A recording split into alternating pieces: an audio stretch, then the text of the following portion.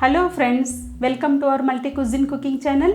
இன்றைக்கி நாம் பண்ண போகிறது பன்னீர் மசாலா தோசை. வாங்க அது எப்படி பண்ணலான்னு பார்ப்போம்.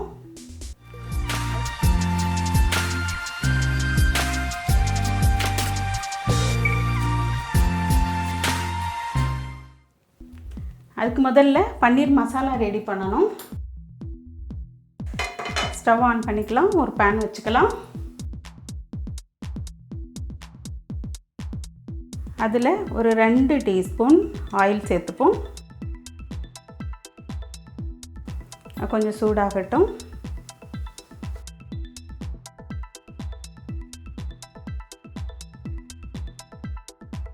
இதில் ஒரு 1/2 டீஸ்பூன் சீரகம் சேர்த்துக்கலாம்.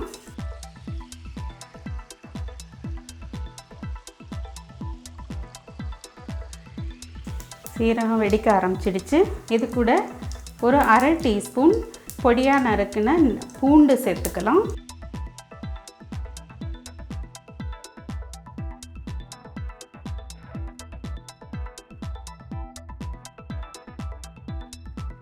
கூடவே ஒரு கொத்து கருவேப்பிலை,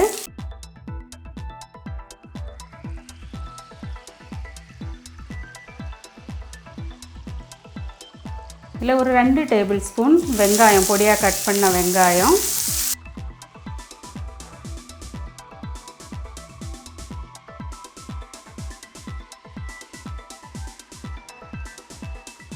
இது கொஞ்சம் டிரான்ஸ்லூசன்ட் ஆகிற அளவுக்கு வதக்கினா போதும்.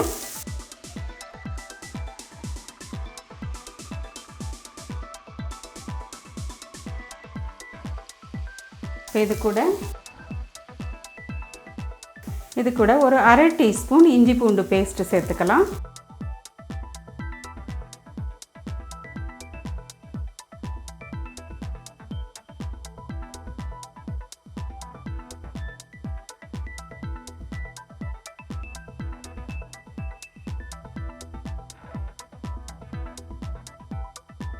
இது கூட ஒரு 2 tablespoon Shimla mirch green colour, அதை சேர்த்துக்கலாம்.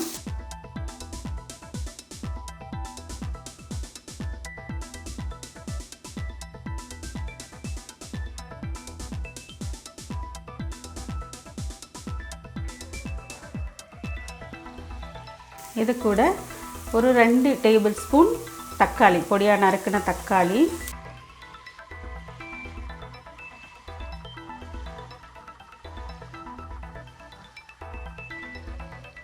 இது கொஞ்சம் லேசாக மசிகிற அளவுக்கு வதக்கிக்கலாம்.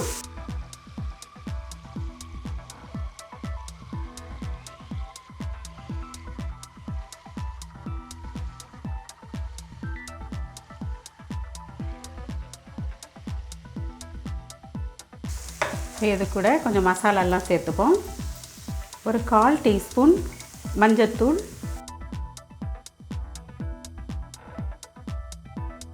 1/4 டீஸ்பூன் கரம் மசாலா, ஒரு 1/2 டீஸ்பூன் மிளகாத்தூள்,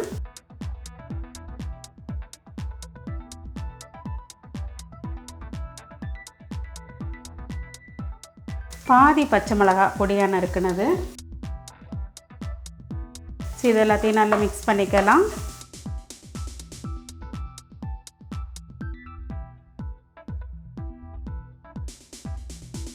கூடவே ஒரு 1/4 டீஸ்பூன் உப்பு.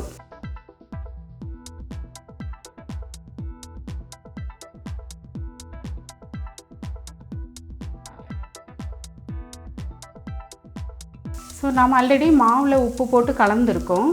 இப்போ போடுற உப்பு பன்னீர் மசாலா கலவாக போட்டால் போதும். ஸோ இப்போ இது எல்லாத்தையும் நல்லா மசிச்சாச்சு.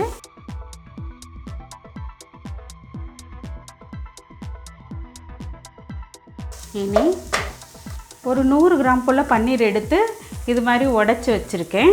நீங்கள் வேணால் சின்ன சின்ன க்யூப்ஸாக கூட போட்டுக்கலாம். ஸோ அதை இதில் சேர்த்துக்கலாம்.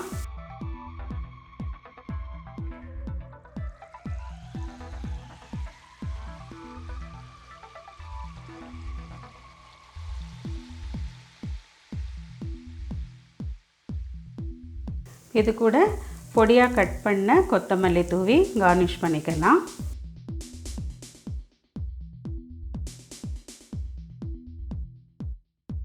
இது எல்லாத்தையும் நல்லா மிக்ஸ் பண்ணிப்போம்.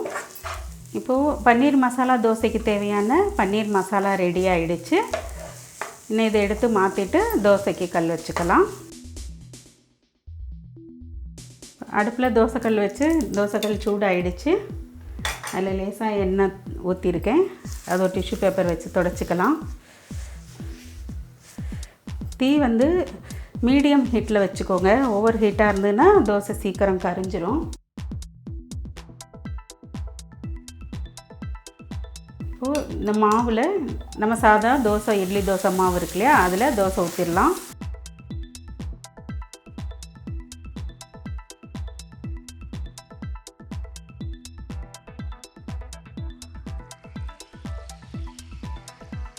ஓரத்தில் லேசாக எண்ணெய் ஊற்றிப்போம்.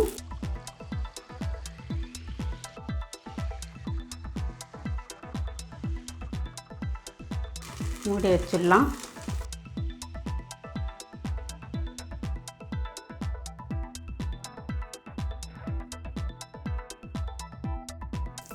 தோசை வெந்துடுச்சு. இது நல்லா தடவி விட்டுக்கிட்டு பன்னீர் மசாலாவை எல்லா இடத்துலையும் நல்லா பரவி விட்டுக்கலாம். இது மாதிரி நல்லா பரத்தி விட்டுக்கிடுங்க. நாம் செய்திருக்க பன்னீர் மசாலா 4 தோசைக்கு கரெக்டாக இருக்கும்.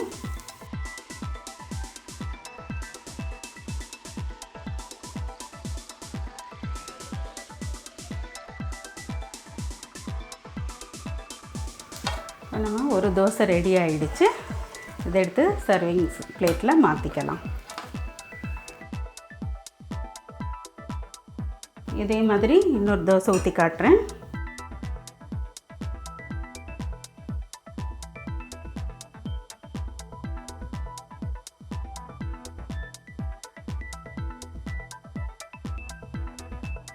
இந்த கல் சைஸுக்கு 1.25 கரண்டி மாவு ஊற்றினா போதும்.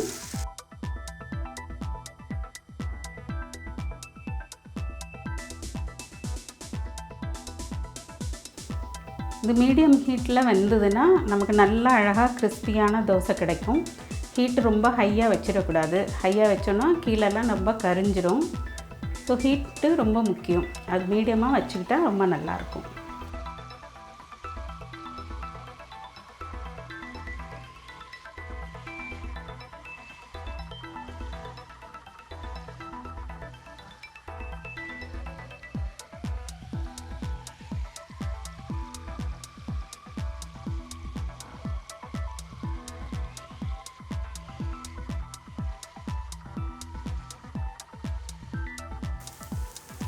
நல்லா கலர்ஃபுல்லாக அழகாக இருக்குது பாருங்கள். இதோட டேஸ்ட்டும் ரொம்ப சூப்பராக இருக்கும். நம்ம இந்த மாதிரி ஈஸியாக வீட்லேயே பல வகையான தோசைகள் செய்ய முடியும். நம்ம இதுக்காக கடையில் போயிட்டு வெரைட்டி தோசை சாப்பிடுவோம் நிறைய பைசா கொடுத்து. பட் ஆனால் இது வந்து வீட்லேயே நம்ம ஈஸியாக அழகாக இது மாதிரி செய்துக்கலாம்.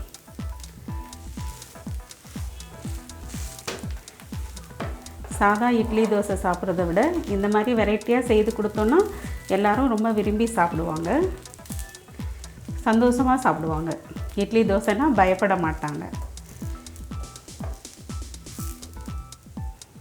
பாருங்கள் எவ்வளோ அழகான தோசை ஆயிருக்குன்னு. இப்போ நம்முடைய பன்னீர் மசாலா தோசை ரெடி ஆயிடுச்சு.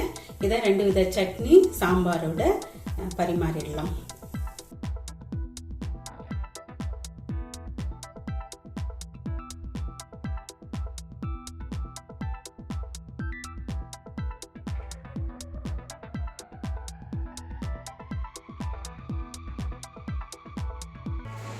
நீங்கள் இப்போ பார்த்த வீடியோ பிடிச்சிருந்தா லைக் பண்ணுங்கள், ஷேர் பண்ணுங்கள், கமெண்ட் பண்ணுங்கள்.